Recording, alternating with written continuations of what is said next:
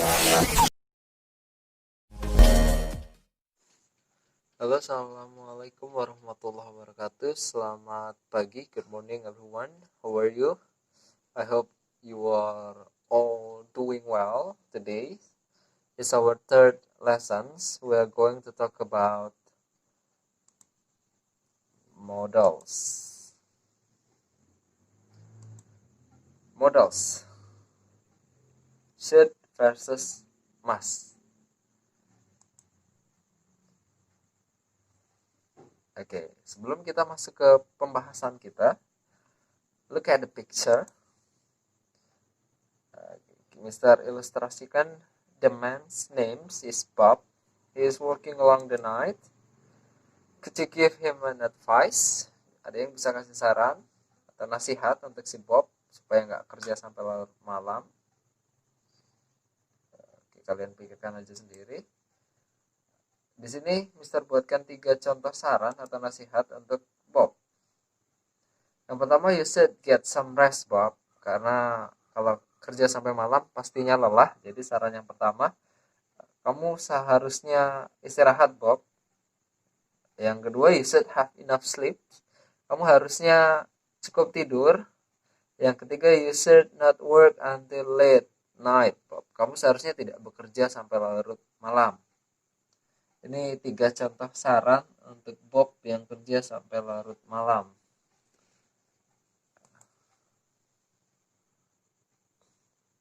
Oke, modals. Sekarang kita masuk ke modals. Modals also called auxiliary verbs, juga disebut sebagai kata kerja bantu. Modals itu disebut juga kata kerja bantu. Are special verbs which behave irregularly in English. Jadi simpelnya modals itu kata kerja bantu sama kayak to be atau auxiliary verbs yang lain. Ada 10 bentuk list modals. Sebenarnya ini cuma 2 kelompok. Yang sebelah sini can, may, will, shall, must itu bentuk present. Yang could, might, would, should, ought to itu bentuk past. Ini ada huruf T harusnya. Tapi dari ke-10 ini kita hanya akan membahas 2 bentuk, should sama must.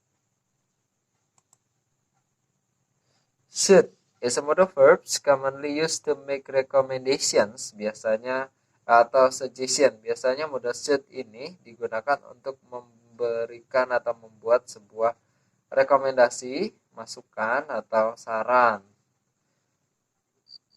It can also be used to express obligations as well as expectations. Ini juga biasanya selain rekomendasi dan saran digunakan untuk mengungkapkan sebuah kewajiban atau ekspektasi. Di sini ada 4 contoh kalimat yang mewakili tiap fungsi dari should. Yang pertama, when you go to Berlin, you should visit the palace in Potsdam. Kalau pergi ke Berlin, kamu harus mengunjungi palace in Potsdam. Ini rekomendasi aja, mau diambil mau enggak terserah. Yang kedua, government should do something about the economy. Suggestion juga untuk government. I really should be in the office by 7 AM. Ini kewajiban. Saya seharusnya ada di kantor jam 7 karena lewat jam 7 pasti terlambat. Now they should already be in Dubai. Ini ekspektasi. Ekspektasi itu apa ya? Kayak perakiraan. Mereka seharusnya sudah sampai Dubai. Kita nggak tahu sudah sampai apa belum, tapi biasanya sudah sampai gitu ekspektasinya.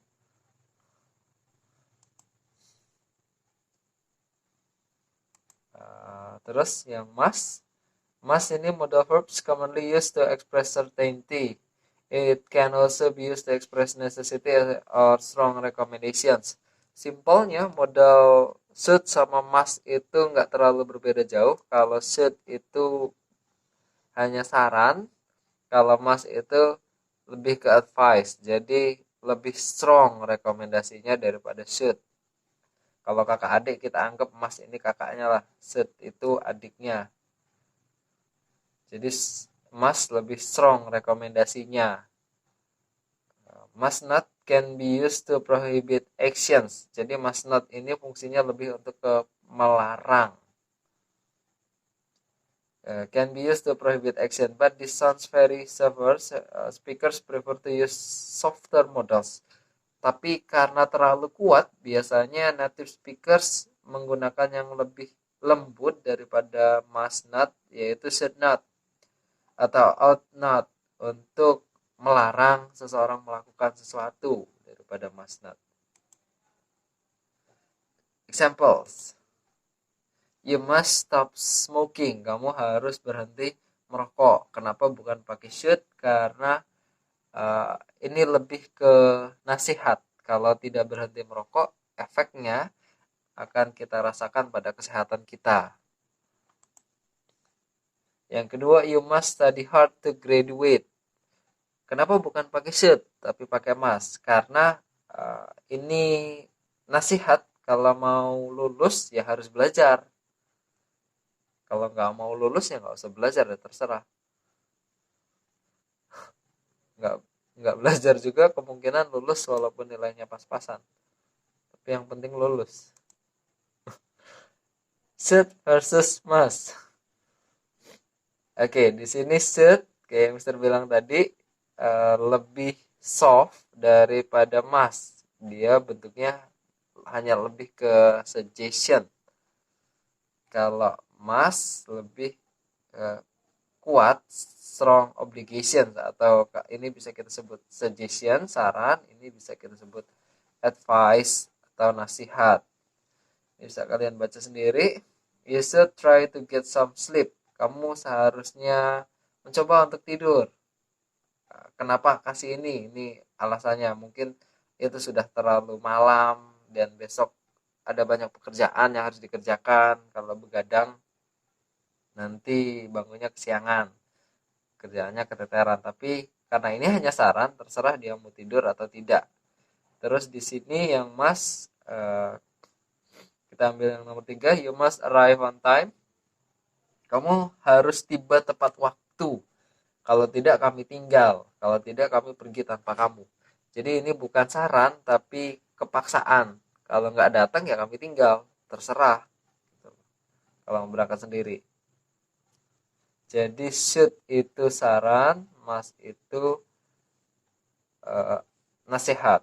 Should itu lebih halus daripada must. Kalau should tidak memaksa, kalau must itu memaksa. How to make sentence by using modals. Gimana cara buat kalimat pakai modals? Caranya simple. Di bahasa Inggris itu ada 3 bentuk kalimat. Positif yang pertama, yang kedua negatif, yang ketiga interrogatif. Kalimat positif patterns-nya atau polanya itu subject plus modals plus kata kerja pertama dan objek, ditutup sama objek. Jadi yang pertama kalian tulis untuk buat kalimat positif adalah subjeknya. Subjeknya apa? Subjek itu ada 7. Ayu, Dewi, si, he, it. Terus diikuti sama modalsnya. Modals ada 10, tapi karena kita hanya bahas should sama must, jadi di sini Mister contohkan pakai kata should. Subjek sudah, kemudian modals, should, lalu kata kerja pertama. Ini contohnya eat. Terakhir objek vegetables. I should eat vegetables. Saya seharusnya makan sayur-sayuran. Terus yang kedua, she should drive carefully. Dia seharusnya berkendara dengan hati-hati. Contoh modals positif. Yang kedua, negatif sentence. Bedanya positif sama negatif itu cuma satu kata, not. Kalau negatif setelah modals diikuti kata not. Untuk kata kerja yang sama, kata kerja pertama dan objek terakhir. Yang terakhir ketiga, interrogative sentence, ini kalimat tanya, jadi selalu ditutup dengan tanda tanya di belakang kalimatnya. Sama juga kayak yang positif, cuma dibalik. Kalau positif itu subjeknya duluan baru modals, kalau interrogatif itu modalsnya duluan baru subjek. Kalau negatif setelah modals ada kata not. Jadi sangat sederhana sebenarnya. Kalau kalian paham satu aja konsepnya, yang lain bakal ngikut. I should not eat vegetables. Saya seharusnya tidak makan sayur-sayuran. Should I eat vegetables? Haruskah saya makan sayur-sayuran? Jadi cuma dibolak-balik aja. Oke. Note catatan. Modals termasuk kata kerja bantu spesial. Kenapa spesial? Karena setiap kalimat yang ada modalsnya itu kata kerjanya pasti kata kerja pertama. Jadi bentuk tenses apapun itu kalau ada modalsnya pasti kata kerjanya kata kerja pertama setelah modals. Oke.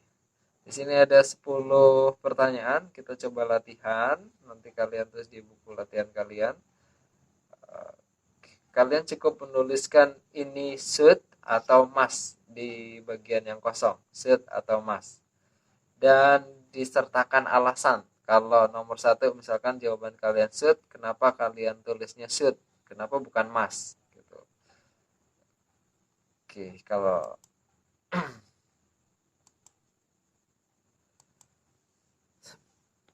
selesai materi modal kita, sebenarnya agak sedikit panjang seharusnya, tapi terbatas waktu. Jadi Mister cukupkan sampai sini. Kalau ada pertanyaan silahkan ditanyakan. Nanti mungkin part 2 dari modals. Kalau banyak yang belum paham Mister ulang sekali lagi. Thank you for your attention. Semoga bermanfaat. Wassalamualaikum warahmatullahi wabarakatuh.